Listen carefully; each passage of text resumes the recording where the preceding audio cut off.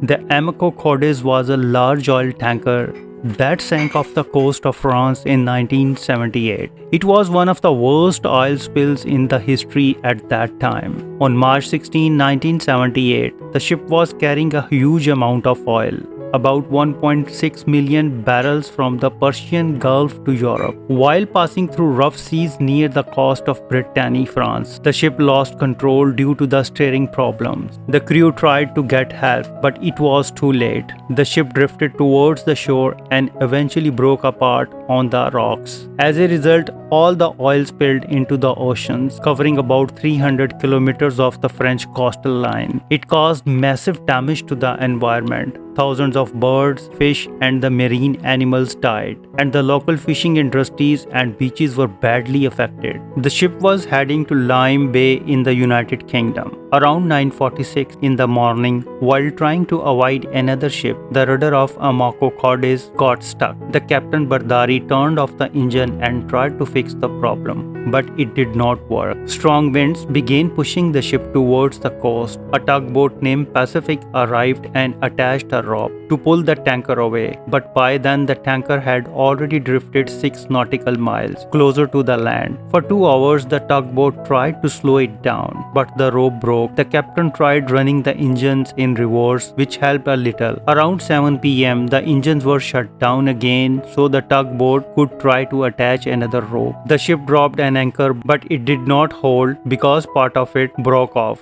By now, the tanker was drifting at 2 knots towards dangerous rocks called the port stall rocks. A new rope was finally attached at 8:55 p.m. Just 9 minutes later, at 9:04 p.m., the Amoco Cadiz hit a rock. A big wave lifted the shop and slammed it onto a sharp rock, tearing a hole in the bottom of the ship. Oil tankers and machineries were damaged, and water flooded into the engine room. For about 5 minutes, the ship rolled and scraped over the rocks before another wave pushed it off again, and it kept drifting, dragging and tugboat behind it. At 9:30 p.m., the tanker hit another rock called Mangluven, just 2 kilometers from the coast. This time, the ship struck stern first and more damage was done to the bottom of the vessel.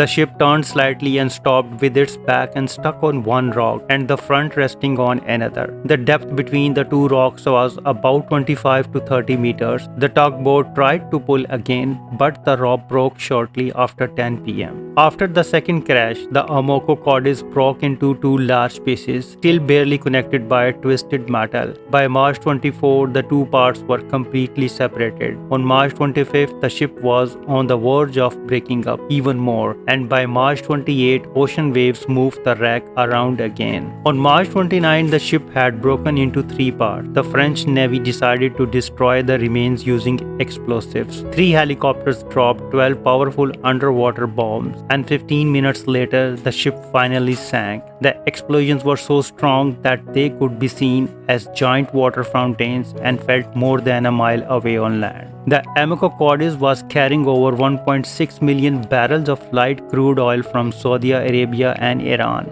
along with 4,000 tons of fuel oil. Because of the bad weather and the severe damage to the ship, none of the oil could be saved. All of it leaked into the sea, making it one of the worst oil spills in history. The oil spill took years to clean up. The Amoco Cadiz disaster made government around the world think more seriously about oil transport safety and marine pollution control. It also led to the stronger laws to prevent such accident in the future.